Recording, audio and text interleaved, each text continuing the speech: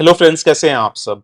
Business communication में कहा जाता है कि कोई भी नेगेटिव न्यूज़ डिलीवर करने से पहले एक बफर क्रिएट करना चाहिए ताकि जो शॉक है या जो इम्पैक्ट है नेगेटिव न्यूज़ का वो कम किया जा सके। तो सबसे पहले मार्केट्स की बात करेंगे इस वीडियो में, आज के मार्केट्स कैसे रहे। उसके बाद उस नेगेटिव न्यूज़ पे आएंगे एंड फाइनली देखेंगे कि नेक्स्ट फ्यू डेज में मार्केट्स कहाँ रह सकता है एंड कुछ इंपॉर्टेंट स्टॉक्स डिस्कस करेंगे जिसके आज रिजल्ट्स आए हैं एंड जो मार्केट गिरावट हो रही है उसमें क्या बाय कर सकते हैं। तो सबसे पहले निफ्टी को डिस्कस करते हैं। आज निफ्टी गैप अप ओपनिंग हुई बट जो फर्स्ट कैंडल बनी 15 मिनट चार्ट में वो ही अच्छी खासी बिग रेड कैंडल बनी जिसके कारण मार्केट्स प्रेशर में आ गया था, बट उसके बाद रिकवरी भी अच्छी दिखाई मार्केट्स ने। तीन बड़ी बड़ी ग्रीन कैंडल्स बन गई 15 मिनट चार्ट में। उसके बाद 11 सवा 11 बजे वापस डिप देना स्टार्ट किया मार्केट ने, अराउंड 21,600 के आसपास या 620 के आसपास गया, बट वापस सेकेंड हाफ में मार्केट्स ने रिकवरी लेकर ओवरऑल जो क्लोजिंग हुई है 0.59% ऊपर बंद हुई है निफ्टी की। ऐसा ही हाल रहा है स्मॉल कैप और मिड कैप का, काफी ज्यादा वॉलेटाइल रहे। फर्स्ट हाफ में तो काफी ज्यादा गिरावट देखने को मिली स्मॉल कैप्स और मिड कैप्स में, बट ओवरऑल मार्केट एंड होते होते स्मॉल कैप्स और मिड कैप्स भी रिकवर कर चुके थे। एंड उसके बाद एडवांस डिक्लाइन रेशियो देखते हैं तो 1200 शेयर्स एडवांस हुए हैं जिसके अगेंस्ट पे 1350 शेयर्स डिक्लाइन हुए हैं। तो overall average kind of advance decline ratio था। एफआईआईज डीआईआईज का डेटा देखते हैं तो 376 करोड़ के नेट बायर्स थे एफआईआईज, जिसके अगेंस्ट में 273 करोड़ के नेट बायर्स थे डीआईआईज। बट अगेन एफआईआईज की तरफ से बड़ा अमाउंट नहीं आ रहा तो ये कंसर्निंग फैक्टर जरूर हो जाता है। सेक्टोरल इंडाइसेस को देखें तो आज निफ्टी बैंक क्योंकि ओवरसोल्ड जोन में चला गया था तो निफ्टी बैंक ने आज सपोर्ट किया। प्राइवेट बैंक्स पीएसयू बैंक्स दोनों ही अच्छा किए। उसके बाद फाइनेंशियल सर्विसेज भी अच्छा किए। बट कहीं ना कहीं मेटल सेक्टर में अच्छी खासी गिरावट देखने को मिली, ऑलमोस्ट 2% डाउन था आज मेटल सेक्टर। अब आते हैं नेगेटिव न्यूज के ऊपर। नेगेटिव न्यूज इंडियन टाइम के हिसाब से हो रहे हैं 8:51 पीएम। एंड अगर यूएस का डेटा देखते हैं, डाउ जोन्स अराउंड 1.36% डाउन चल रहा है, नेस्डेक 1.67% एंड एसएनपी 500 1.39%। तो ऐसा अचानक क्या हुआ? कुछ नहीं हुआ, वही मंथली ड्रामा हुआ। जो कंज्यूमर प्राइस इंडेक्स यानी इन्फ्लेशन है वो एक्सपेक्टेशन थी कि 0.2% राइज करेगा month on month and 2.9% year on year. But again जो एक्चुअल डेटा आया उसमें 0.3% राइज किया है मंथ ऑन मंथ एंड 2.9% के अगेंस्ट में 3.9% सॉरी 3.1% राइज किया है ईयर ऑन ईयर। तो अगेन वही धक्का लगा है, मार्केट से एक्सपेक्ट करके बैठा था कि फेड इंटरेस्ट रेट कट करेगा करेगा करेगा, बट वही हो रहा है कि फेड अब शायद बहुत लेट से इंटरेस्ट रेट कट करना स्टार्ट करेगा and number of interest rate भी कट होंगे 2024 में। तो यही है जिसके कारण इंडियन मार्केट्स भी अगर देखें तो गिफ्ट निफ्टी अगर देखते हैं तो 0.74% डाउन चल रहा है गिफ्ट निफ्टी। तो अगेन मार्केट्स में कल प्रेशर रह सकता है इंडियन मार्केट्स में, ऑब्वियसली डिपेंड करेगा कि यूएस मार्केट्स कहाँ क्लोज होते हैं। बट ओवरऑल एक बार धक्का जरूर लगता हुआ दिख रहा है मार्केट्स में। एक एग्जाम्पल से कनेक्ट करते हैं इन चीज़ों को। फॉर एग्जाम्पल मैं अभी रिसेंटली खाटू गया था एंड हावड़ा से चूरू दुरंतो एक्सप्रेस जाती है तो वहाँ चूरू जाना था मुझे। तो बेसिकली क्या हुआ, क्योंकि दिल्ली साइड में फॉग वगैरह का इशू चल रहा था जिसके कारण ट्रेन लेट से स्टार्ट हुई हावड़ा से। एंड ऐसे ही फेड ने इन्फ्लेशन की प्रॉब्लम लेट से रियलाइज की। उसके बाद ट्रेन ने रास्ते में रफ्तार पकड़ी, स्पीड पकड़ी, तो ऐसा लगा कि चलो कुछ रिकवरी आएगी या कुछ जो लेट हुई है ट्रेन वो रिकवर करेगी रास्ता में। ऐसे ही फेड ने जल्दी जल्दी इंटरेस्ट रेट हाइक करना स्टार्ट किया तो ऐसे लगा चलो इन्फ्लेशन को जल्दी ही कंट्रोल में लाएगी। अच्छी खासी डिस्टेंस भी कवर की ट्रेन ने, बट अगेन लास्ट में आते आते फिर से ट्रेन स्लो हो गई, सिग्नल नहीं मिल रहे थे और लेट होती चली गई। वैसे ही फेड का अभी हाल हो रहा है कि लास्ट का जो इन्फ्लेशन बचा है ऑलमोस्ट 9% के ऊपर चला गया था बट अभी 3.1% पे आ गया है। बट अब जो ग्रोथ है, जो स्लो हो रहा है इन्फ्लेशन, वो कहीं ना कहीं बहुत स्लो स्पीड से स्लो हो रहा है जिसके कारण अगेन जो चूरू है या मैं अपने कंटेक्स्ट में बोलूं जो दिल्ली है वो काफी दूर है। तो वैसे ही इन्फ्लेशन अभी काफी दूर लग रहा है 2.2% जो टारगेट है उसको आने में। तो अगेन थोड़े टाइम के लिए प्रेशर बना रहेगा एंड स्पेशली जो न्यू मेंबर्स थे वो काफी कंसर्न थे, मैं उनको अच्छे स्टॉक सजेस्ट नहीं कर पा रहा था। उनको मैं एक ही बात बोल रहा था, भैया थोड़ा दिन रुक जाओ, कॉशियस रहो, क्योंकि मार्केट्स ओवरऑल बहुत ज्यादा भाग चुका था एंड मार्केट्स में ऐसा लग रहा था सब कुछ अच्छा है और किसी भी प्राइस में कोई भी स्टॉक ले लो। फॉर एग्जाम्पल आप ऐसे ऐसे मेंबर्स भी हैं जिन्होंने IREDA ऑलमोस्ट 190 200 के प्राइस पे लिया है।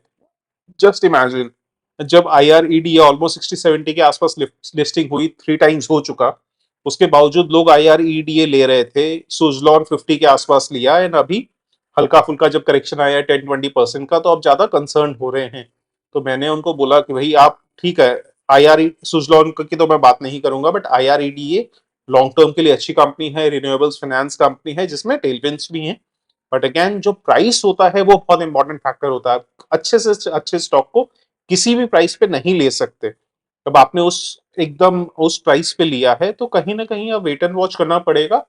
एंड अभी भी यही बोलूंगा कि हो सकता है नियर टर्म में प्रेशर में रहे, लॉन्ग टर्म में अच्छी स्टोरी है। बट अगेन अगर मैं आपको चार्ट से दिखाता हूं कि IREDA में क्या रहा, स्पेशली जो लोग ट्रैक नहीं कर रहे हैं IREDA को, डेली चार्ट लगा लेते हैं।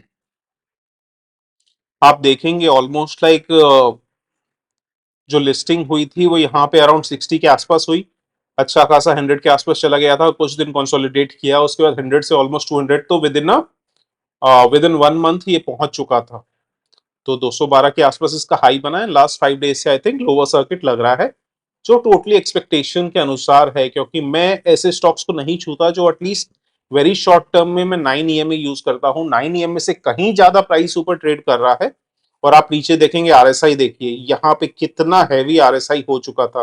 तो इस पॉइंट पे बाय करेंगे तो भैया आई मीन नो कमेंट्स, कोई ऑफेंड हो जाएगा तो सही नहीं है, बट ओवरऑल यही है कि थोड़ा सा जरूरी हो जाता है कि किस प्राइस पे आप स्टॉक को लेते हैं।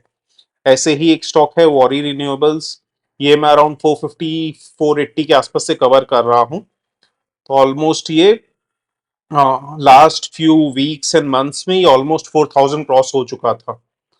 इनफैक्ट 5000 के आसपास पहुंच गया था। लगातार इसने अपर सर्किट मारे हैं बहुत सारे। तो अब 4-5 डेज से अगेन इसमें भी लोअर सर्किट लग रहा है। तो टोटली एक्सपेक्टेशन के अनुसार ही है, कुछ भी ऐसा नहीं हो रहा है कि जो एक्सपेक्टेशन के अगेंस्ट हो। हाँ, जिन्होंने बहुत ऊंचे प्राइस पे बाय कर लिया होगा, ये देखते हुए चलिए चलती गाड़ी में चढ़ जाते हैं, तो उन्हें अभी धक्का लग रहा होगा। चलिए अब आते हैं इंडिविजुअल स्टॉक्स के ऊपर, जो मेरे पोर्टफोलियो के कोर स्टॉक्स भी हैं। एंड अभी आज ही मैं काफ़ी सारे स्टॉक स्टडी कर रहा था जिनके रिजल्ट्स अभी रिसेंटली आए हैं या आज ही आए हैं। एंड सरप्राइजिंगली यही देखने को मिल रहा है कि लास्ट फ्यू डेज में जितने भी रिजल्ट्स आ रहे हैं, मोस्ट ऑफ देम 80% से ज़्यादा रिजल्ट्स नेगेटिव आ रहे हैं, मतलब अच्छे नहीं आ रहे हैं। जिसके कारण स्मॉल कैप्स और मिड कैप्स में अच्छा प्रेशर देखने को मिल रहा है। ऐसा एक्सपेक्टेशन है कि एटलीस्ट 1-2 दिन और रह सकता है ये प्रेशर है। यहाँ पे स्पेसिफिकली स्टॉक स्पेसिफिक होना बहुत जरूरी हो जाएगा, क्योंकि आप किसी भी वैल्यूएशन पे किसी भी प्राइस पे कोई स्टॉक नहीं ले सकते। चलिए अब बातें बहुत हो गई, अब स्टार्ट करते हैं। सबसे पहले लिखा था इंफ्रास्ट्रक्चर, ये मेरे पोर्टफोलियो का कोर स्टॉक है। बट अगेन ये जो एक्सपेक्टेशंस थी उसने फुलफिल नहीं किया है, जिसके कारण ये ओवरऑल अभी अभी भी मैं प्रॉफिट में हूँ इस स्टॉक में। बट अगेन जो एक्सपेक्टेशन थी वैसा परफॉर्म नहीं किया है। इवन दो मेरे पोर्टफोलियो के जो कोर स्टॉक्स है, बहुत सारे और स्टॉक्स है, जैसे for example action construction, Gravita, Powermech projects, इन सब में अच्छी खासी रैली मुझे देखने को मिली है। किसी किसी स्टॉक में 100%, 200%, 300% तक प्रॉफिट में बैठा हूं, जैसे फॉर एग्जांपल अपार इंडस्ट्रीज। तो अभी आज इसके रिजल्ट्स आए हैं, दिसंबर क्वार्टर के रिजल्ट्स अगर आप देखेंगे तो फ्लैटिश काइंड ऑफ रहे हैं। क्वार्टर ऑन क्वार्टर तो हार्डली कोई ग्रोथ देखने को मिला है। ईयर ऑन ईयर अगर देखेंगे तो अराउंड 10% का ग्रोथ देखने को मिला है सेल्स में। एंड नेट प्रॉफिट में हार्डली 15 करोड़ से 16 करोड़ हो गई है, नॉट इवन 10%। तो ईपीएस भी 3.93 थी तो 4.07 हुआ है। एंड अगर टेक्निकली भी देखें तो काफी टाइम से ये करेक्शन मोड में ही था, हल्का फुल्का कंसोलिडेट कर रहा था, करेक्ट हो रहा था, जिसके कारण जो इसने हाई बनाया था उससे अच्छा खासा डिप आ चुका था। ऑलमोस्ट 340 के आसपास इसने हाई बनाया था, गिरते गिरते ही ऑलमोस्ट 250 पे आ चुका है। तो यहाँ पे अब मैं इसको सेल नहीं कर रहा हूँ, होल्ड करके रखा हूँ, क्योंकि लॉन्ग टर्म स्टोरी मुझे अभी भी सही लगती है। एंड जो रिजल्ट्स काइंड ऑफ एक्सपेक्टेड थे कि रिजल्ट्स उतने अच्छे नहीं रहेंगे, वैसा ही इम्पैक्ट रहा। एक बार आज अच्छी खासी तेजी देखने को मिली रिजल्ट्स आने के बाद, बट उसके बावजूद गिरते गिरते ऑलमोस्ट 2-3% डाउन पे बंद हुआ है। But again long term story है तो मैं इसको होल्ड करके रखा हूँ लॉन्ग टर्म के लिए, क्योंकि अब मुझे लगता है कि यहाँ से अच्छा ही परफॉर्म करेगा। अगेन दूसरी कंपनी है पावरमेक प्रोजेक्ट्स, जिसके रिजल्ट्स आए हैं आज। स्क्रीनर में अगर देखें तो दिसंबर क्वार्टर में 909 करोड़ से 1100 करोड़ हो गई है। दैट मीन्स 22% का ग्रोथ देखने को मिला है सेल्स में। नेट प्रॉफिट्स में अगर देखें तो 20% का ग्रोथ देखने को मिला है, 51 करोड़ से 62 करोड़। एंड ईपीएस अगर देखें तो 34 से ऑलमोस्ट 39 हुआ है। ईपीएस अगर देखेंगे तो ऑलमोस्ट 15% ही राइज हुआ है, क्योंकि इन्होंने अक्टूबर में क्यूआईपी क्वालिफाइड इंस्टीट्यूशनल प्लेसमेंट की थी, जिसके कारण जो इक्विटी है वो इनकी बढ़ गई थी, तो जिसके कारण नेट प्रॉफिट 20% बढ़ा है। बट क्योंकि नंबर ऑफ आउटस्टैंडिंग शेयर्स ज्यादा हो गए हैं, जिसके कारण ईपीएस थोड़ा कम हो गया है जितना बढ़ना चाहिए उससे। तो ऑब्वियसली जब शेयर होल्डिंग आपकी जो डाइल्यूट होती है क्योंकि कंपनी क्यूआईपी कर रही है, तो ईपीएस के ऊपर असर आता है। अगेन ये स्टॉक भी मैं होल्ड करके रख रहा हूं, बट एज ऑफ नाउ और ऐड करने का मेरा कोई इरादा नहीं है, क्योंकि मैं इसको फर्स्ट टाइम मैंने अराउंड 2100 के आसपास ऐड किया था, उसके बाद 1800 के आसपास, एंड अभी वेरी रिसेंटली 3650 मेंबर्स अच्छे से जानते हैं। तो यहाँ पे हेड एंड शोल्डर्स पैटर्न का ब्रेकआउट मिला था, एंड उसके बाद जो इसने ऑल टाइम हाई बनाया था 5000 के आसपास, उससे भी उसका भी ब्रेकआउट दे चुका था। बट अभी ये वापस उसी पॉइंट पे रिटेस्ट कर रहा है, तो let's see next few days में ये कैसा रिएक्ट करता है। But again long term story मुझे अभी भी बहुत अट्रैक्टिव लगती है, specially EPC sector, infrastructure sector में अच्छा खासा टेलविंड्स भी है लॉन्ग टर्म में। उसके बाद है गार्डन रिच से बिल्डर्स। ये अगेन मैं 460 लेवल से होल्ड करता हूँ। इनिशियली मैंने बाय किया था, अभी रिसेंटली अच्छी खासी गिरावट भी देखने को मिली है, एंड स्क्रीनर पे रिजल्ट्स अपडेट हुए नहीं हैं, तो डायरेक्टली अपने बीएससी की वेबसाइट से देख लेते हैं कैसे रहे इस कंपनी के रिजल्ट्स। तो अगर रिजल्ट्स देखते हैं तो ईयर ऑन ईयर तो अच्छा खासा ग्रोथ देखने को मिला है, ऑलमोस्ट लाइक 700 करोड़ की इनकम थी, रेवेन्यूज थी लास्ट ईयर, जिसके अगेंस्ट में 923 करोड़ की रेवेन्यूज हो चुकी है। एंड क्वार्टर ऑन क्वार्टर देखें तो 900 करोड़ से ऑलमोस्ट 923 करोड़ हुई है, तो क्वार्टर ऑन क्वार्टर उतना ज्यादा ग्रोथ देखने को नहीं मिल रहा है, बट ईयर ऑन ईयर अच्छा खासा ग्रोथ देखने को मिला है। At the same time earnings पर शेयर यानी ईपीएस अगर देखें तो 7.7 हो गया है, क्वार्टर ऑन क्वार्टर देखें तो 7.05 से 7.7 हो गया है, अराउंड 9% के आसपास। एंड ईयर ऑन ईयर अगर देखें तो 5.6 से 7.7 हो गया है, जो अच्छा खासा ऑलमोस्ट लाइक 40% के आसपास का राइज देखने को मिला है ईयर ऑन ईयर। तो मुझे लगता है अब और वैल्यूएशन अभी भी रीजनेबल है, और शिप बिल्डिंग में अभी भी टेलविंड्स हैं, तो अभी इसको मैं डेफिनेटली होल्ड करके रखा हूं, एंड अच्छे प्राइस पे आते ही मे बी इसको और ऐड करूंगा। एंड कल जो गिरावट हुई थी उसके कारण, कल यानी 12 फेब को, उसके कारण इसमें भी अच्छी खासी गिरावट आई थी। आप देख सकते हैं कितनी बड़ी रेड कैंडल बनाया था, बट अभी रिकवरी आ चुकी, थोड़ी बहुत रिकवरी आई है, एंड मैं एक्सपेक्ट कर रहा हूं अब यहाँ से गिरावट नहीं आनी चाहिए, and depending on price action मैं और ऐड करने की डिसाइड करूंगा, एंड मेंबर्स को तुरंत इन्फॉर्म कर दूंगा। एंड फाइनली आप कौन से स्टॉक्स ऐड कर सकते हैं इस समय पे? इरकॉन इंटरनेशनल काफी अट्रैक्टिव लग रहा है, वो इस वजह से कि इसके रिजल्ट्स भी पहले वीडियोस में भी मैं डिस्कस कर चुका हूं, वैल्यूएशन अभी भी रीजनेबल है 21.1, specially given the tailwinds in the railway sector. 21.1 मुझे वेरी हाई पी नहीं लगता है, एंड अगर कंपनी के आप रिजल्ट्स देखेंगे तो लगातार कंपनी अच्छा ग्रोथ दिखा रही है।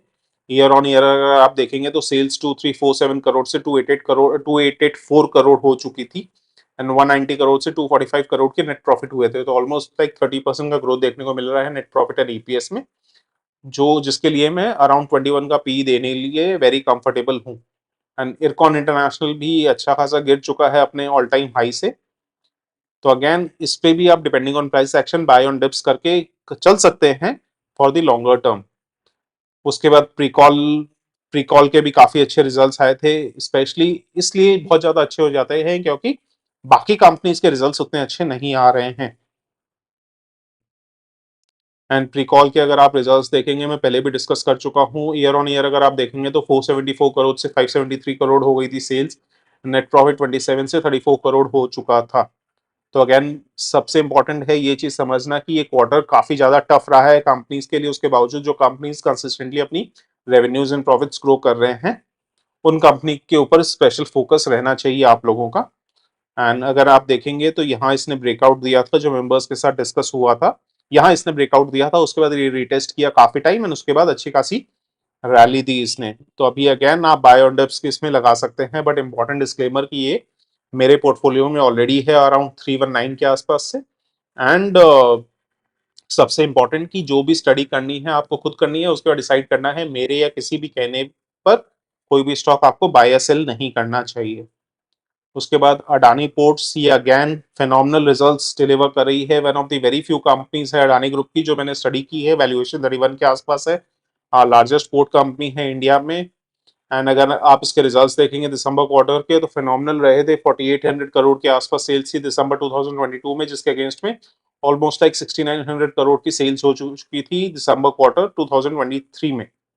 एंड नेट प्रॉफिट भी 1337 से 2200 के आसपास पहुंच चुका था। 6 का ईपीएस से ऑलमोस्ट 10 हो चुका था, तो मोर देन 60% का राइज देखने को मिला था। तो अडानी पोर्ट्स आप डेफिनेटली कंसिडर कर सकते हैं लॉन्ग टर्म पोर्टफोलियो के लिए।